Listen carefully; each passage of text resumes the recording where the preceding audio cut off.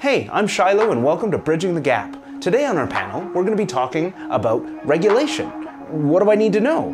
What do I do about cybersecurity? Well, hang around and find out more.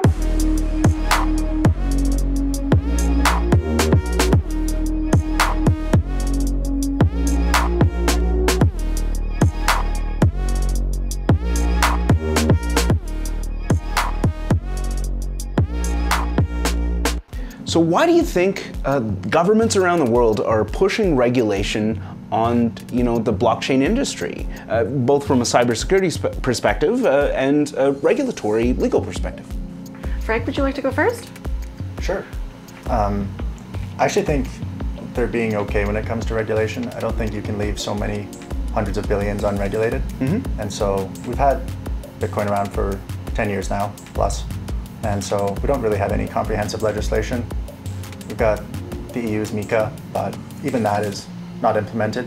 And I think that's just because it's really difficult. I think governments are being okay, and we see now that they're starting to maybe take some missteps, but there's a big education gap. They're working 8 to 5, doing their normal government job, and trying to understand this sort of internet economy, like independent internet economy, not just like PayPal and like Shopify and stuff. It takes time. You sort of need to conceptualize that Ready Player One type alternative way of reality, and that's tough to get seated with. So, yeah, they haven't been pushing it too hard, but you can't leave so many, like I said, billions untouched without regulation for so long. Sure, and you talk to enough people in DeFi and they talk about, we're bringing the hammer down and they can't do this, and and of course there's that outrage, but maybe from a legal perspective, you're saying it's not quite as intense as maybe it looks from their perspective. Yeah, it's a knowledge gap. Yeah, it's a knowledge gap, but it's all very understandable when you think about it from their perspective. And we were talking about Tornado Cash earlier, and it's very understandable why they did what they did, and it's just going to be a matter of advocacy if they can get on board with the propositions that people in DeFi are going for, that it's a tool, should regulate entities, not tech, and things like that. And so we'll see how successful that will be. Like, it is an inevitability, like it's going to happen, but it might be just a bit of an ugly process to get to that, get to that conclusion. Cool. From the cybersecurity standpoint, banks are, again, very insecure, right? Passwords for banking information is really easy to get. From the DeFi crypto world, there's not a lot of knowledge. There's not a lot of people who know how to even code or run a blockchain or do a validation or even exchange or swap tokens. So the world is insecure. Again, I keep on saying that, but there is, from the cybersecurity threat, it's already been identified from the government of Canada that the banking solutions are insecure. So hopefully DeFi and crypto will be able to make people more comfy, have a different portfolio, right? There just needs to be some rules. Yeah. And that's it. Yeah, so just, coming up with some rules to make it more end user friendly, so that they can kind of use it and, not have to deal with as big of a risk as, scams, hacks, exploits. Absolutely, sort of right? Yeah. They happen all the time, right? Yeah. Yeah. Find it funny, with that whole Tornado Cash thing where they started blacklisting the Tornado Cash contract addresses, and of course what the DeFi community did, because they're, we can be a little trolly at sometimes, and of course they sent 0.1 Ether to a bunch of really famous wallets so that they would get blacklisted, which is pretty funny. Definitely. You got to admit. So you can see the cheekiness that goes back and forth. It's pretty funny. Yeah. We definitely have our own sense of humor. Right. Right? It is very funny. Yeah. Yeah, it was good play. Yeah. If I had that much ETH to give out, I would do the same. Yeah, it's objectively hilarious. So. Right. So decentralized finance has often been considered the Wild West, even though the real Wild West was kind of a myth. This is not. And in the Wild West, there's a sense of lawlessness, people just creating anything. which can include scams and other risks to the user. But what do you guys think are some advantages and disadvantages to this kind of open source, Wild West, anyone can make anything that DeFi is? There's a big difference between the centralized exchanges and the decentralized exchanges. Today, going through PancakeSwap or even Uniswap, it was the language, right? It looks so different. It looks foreign and it's hard. Whereas if you go on a centralized exchange, like crypto.com or Binance or KuCoin, it looks familiar, right? I think people can identify it. Is it going to change? Absolutely. Is it going to look more like a regular bank? For me, I think so, right? There's different levels of play within cryptocurrency and in this Wild West.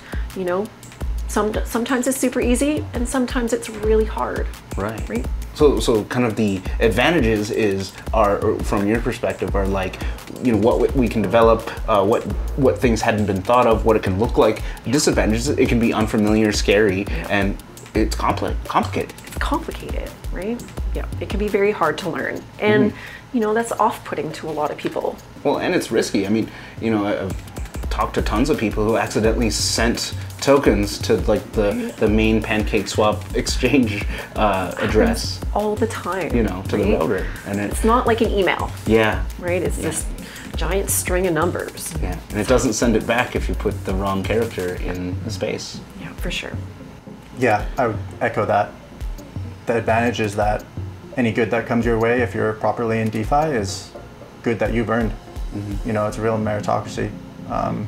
You can't go in there blindfolded. If you're building and you make a bad app, no one uses it. If you're a user going in there not quite knowing how things work in DeFi, like, you will lose your money. And so the advantage of that is that people get put in their place, which is good. It's natural. It kind of strikes me as like nature. But the disadvantage of that is, you know, you'll get burnt. And so it's a good thing, actually. It kind of smartens people up. Yeah, so it's like the school of hard knocks. Only the strongest will have their portfolio survive. Honestly, yeah. Yeah. It's a good way of putting it. Yeah. It is like the Wild West, you know? It's like the advantage is that, you know, there's no tax man if you panned your gold. But the disadvantage is that there's no sheriff to right your wrongs. Yeah, that's excellent. Yeah. In both of your experience, what are some examples of, you know, that highlight responsibilities, either security-wise or regulatory-wise, of creators and or users in the DeFi space? You know, something that, you know, happened that maybe shouldn't have, and who the responsibility lies with. Well, if it's a matter of security, I can't think of any that comes to mind, actually. I think it comes down to trust. Who do you trust? What community has trust? Trust is fleeting, and it can be hard to come by. There are many bad actors in this space who are promising returns, right? Unrealistic. Usually if it sounds too good to be true, it is too good to be true. So, you know, putting on your critical thinking cap, taking a step back, slow down, really look at what it is that they're trying to solve, right? As content creators and writers, we need to be very mindful of the duties and responsibilities that we have, right? To be honest and transparent. And, you know, we were speaking earlier offset about, you know, the Terra Luna crash and, you know, whose responsibility that was. You know, was it the code that was the problem and users should have known? Or was it, you know, totally lying with the creators where they should have kept certain things in mind despite the issues with, you know, their stablecoin mechanism, UST?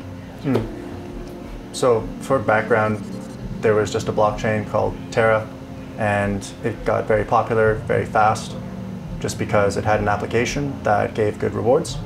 And so that sort of inflated the demand. But there were some risks associated with that. And when those risks came into play during a bear market, a lot of those users that had participated to get those benefits that were temporary became burned. And there's been a big debacle over that ever since, because many investors lost a lot of money. And because it is completely unregulated in the Wild West, the question is, should have users known what they were doing and getting into, or should the creator of Terra and his team done a better job of communicating those risks and maybe not even designed a system with those risks inherent in the first place? It's up for debate. Yeah, I'm right? personally in the camp that it should have been buyer beware. Yeah. Yeah, like, I think any financial decision is buyer beware. you're putting your money into something, and I know. Sure. And actually, like myself included, and a lot of guys, like, we did our research, and we knew when to get out. Like, I made a ton of money from Luna, and it's a warm, fuzzy thing in my mind. Yeah. But a lot of people got burned by it, and certainly, you have to understand that people see a way to get money quickly, and they go for it. But that's what I like about crypto. It's sort of it's an accountability space. If you're that type to just go in things without much forethought, like, yep, there's a little bit of burning happening there. But sure. It is still quite sad when someone goes and puts like 50 grand and they're in a really tough position. They're probably never going to get that back. Like, that's tough. And so that's when you start to see DeFi incorporate those aspects of our systems that we know right now. Yeah. But yeah, there's like some people calling for basically the head of the guy who Do Kwon. built Terra. Yeah. Like, I think he actually did a pretty good job communicating the risks. Like, that's how many people understood the risks, and it's how a lot of people got out. But there's just a lot of people who didn't do their due diligence, and you can understand why they didn't. Well, and the info was out there, of course. If it was posted onto social media, it got downvoted by all the Luna people. They laid out what could happen if somebody had billions of dollars. They could destabilize it and get it into a death spiral, right? Well, yeah, exactly. So, and the info was there. I mean, we at Elk didn't list UST on purpose on our decks because we just saw the background mechanics and we're like, no, thank you, please. Right. But it was there. I was just stressed out every day. Like, I knew when things would go south. I knew how they would. Yeah. And so every day I'm checking the market. I'm like, oh, shouldn't be today. But then things started going red. I'm like, might be today. And then UST went to 97 cents. I was like, okay. That's it. Yep. Yeah, that's... I'm out. Yeah. Off peg for me. Yeah, exactly. Yeah. Yeah. And There's been some attacks on other stable coins as well recently. Yeah. Right? Yeah. It happens all the time, right? Well, like at the beginning of DAI, one of their when they started, they went down as low as 83 cents or so. Yep. Of course, back then it was more acceptable. It hasn't happened since, but there's a risk even algorithmic stablecoins and those sort of things, right? Yep. Again, the space is insecure, right? It's new. Not a lot of people know how to interact with it, right? Yeah. That's the way it goes. And the people who do can manipulate it to their advantage. It can do a pretty good job figuring it out, right? It just takes time and practice. Crypto is not an overnight. It's not an overnight thing, right? It takes time. Sure. Right. Well, thanks, Frank, and thanks, Audrey. If people want to learn more about what Frank and Andrey do and get in touch, the information is below. So check that out and stay tuned for the next panel.